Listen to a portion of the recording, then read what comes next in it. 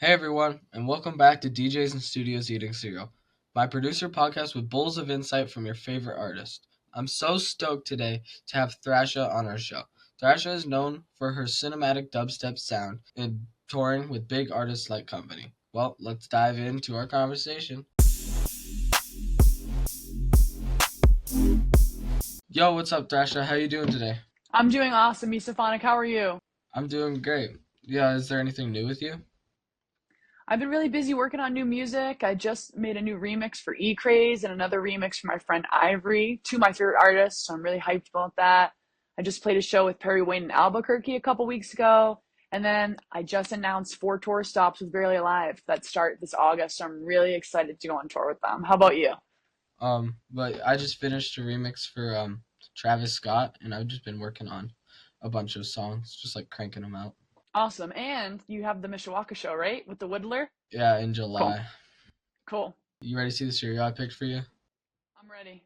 I picked Lucky Charms because, like, if we wouldn't have went into that Guitar Center that one day and like met you, my whole career would have been changed. So, I love that. I didn't know that was the reason. I love that. For those watching who don't know, myself and a young Mesophonic met when you were 8, right? I This think was I maybe 3 or 4 yeah 3 years ago. Maybe 4 years ago. We met at Guitar Center when I was teaching lessons, and the rest is obviously history. So we go way back. yeah. I don't know why I got the little bag, but It's whatever. ready? Portion control. Yeah, you ready to pour it? I'm ready. I got my oat milk right here.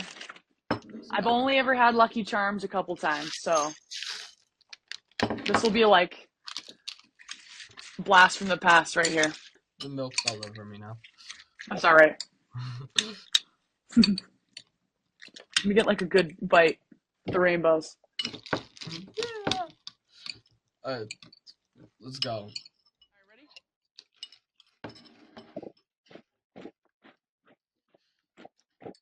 The Pretty good. marshmallow, the marshmallows make it really good. That's pretty good. Yeah. Well, first question: how did you like get into music? Like, what was your inspiration for it? So dating back to when I was really, really, really little, always just super drawn to music. I remember the first music video I ever saw was Without Me by Eminem. And I was like 6 or 7 years old, just mesmerized by this guy. And I was really into Britney Spears and stuff when I was little. And really, my journey into EDM started when I was in high school. Behind me right here. And I was just so blown away by him as a person and his music and his journey and his story that I just thought if he could do it, I could do it too. And the rest is history. I started producing right then and there after discovering his music. Yeah, that's really cool. Hmm? And next question. Oh wait, we gotta take a bite of cereal. Forgot. Wait. Oh, hold on. Before it gets soggy too. Uh, what are the benefits and the challenges of being in a solo? In a solo, like working by myself, Yeah. the benefit is I get full creative control over everything and it gets to be exactly how I want, whether it's the production, the songs I DJ, the artwork, things like that. But it's kind of a double-edged sword because on the other end, the downside is everything's on me. So I have to finish all the songs, I have to practice all the DJing. Everything's just coming from me, so I feel like I have to work not harder than a duo, but I have to work hard in a different way versus somebody that Mhm. they're a duo like Zed's Dead or something like that because it's all on you, it's all coming from you. So sometimes that comes with more pressure because you have to make it happen yourself versus you can rely on someone else to kind of help you. Yeah, I could see where that comes from. Next bite, next question.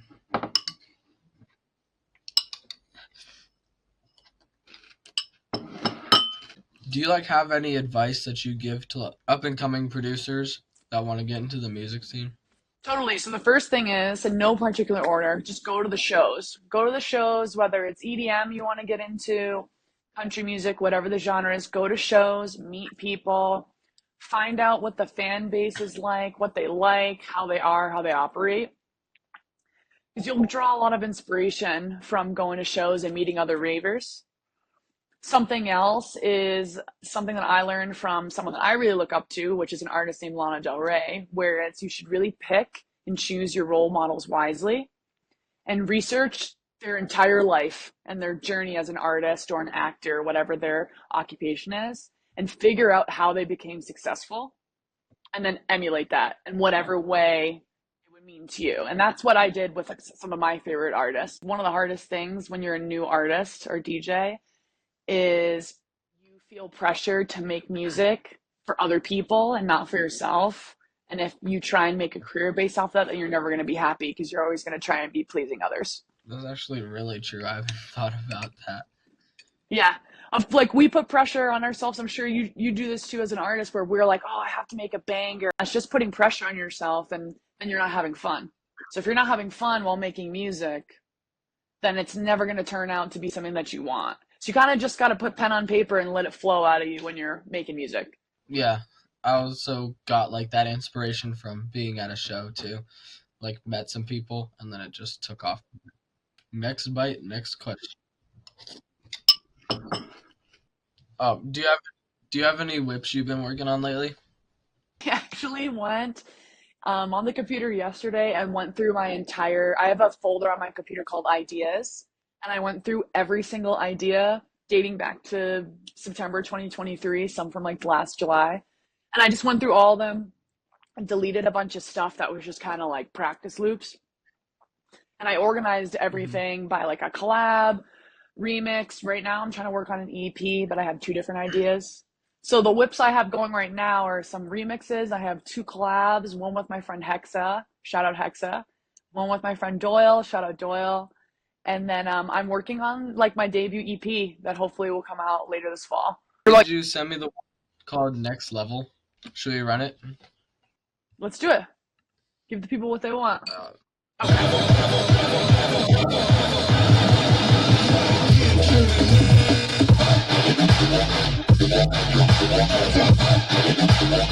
yeah, rhythm flow. I know.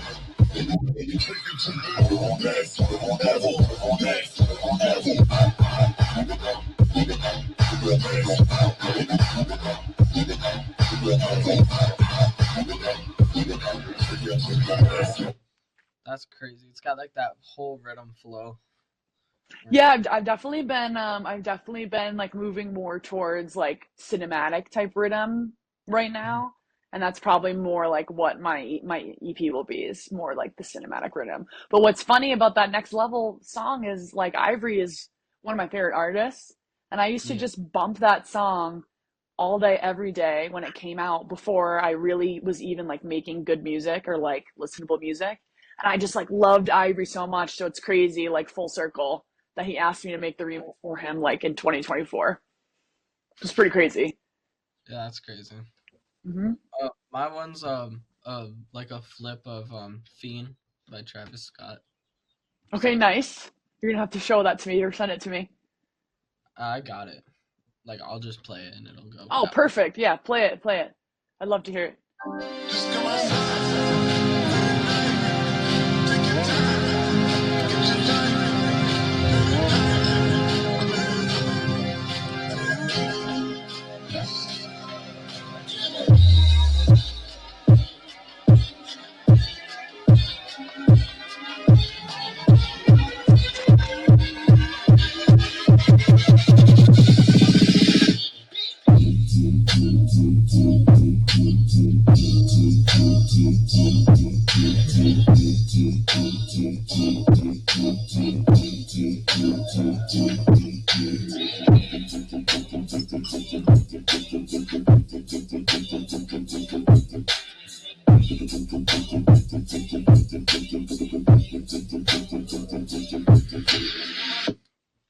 Yeah, That's very you.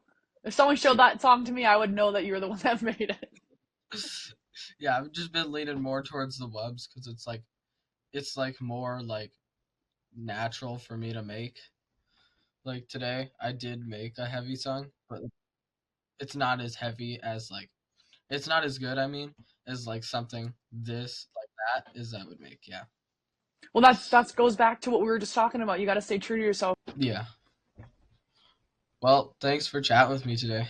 Is there anything you want to say to your fans or people watching? I really appreciate everyone that listens, supports, buys tickets, follows me on Instagram. Pretty much anything you do to support my music. The reason why I am as far along as I am is because of the fans, especially my Denver family. Shout out to all my Denver fans that come to all my shows. Like, my Denver fans mean everything to me. So make sure all my Denver fans come to my show at Real Works with Barely Alive on August 10th. It's going to be the best that I've ever played, brand new visuals, songs, and everything.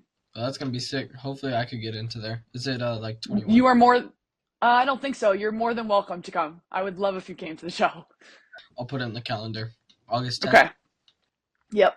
You're more than invited. Okay. Thanks. Well, don't forget to subscribe to the YouTube channel, and links to both of our socials will be down below. So, well, peace. Peace. Thanks for tuning in today and being part of our podcast with Thrasha. Check the links down below to follow our socials, and until next time, keep the music playing and the cereal pouring.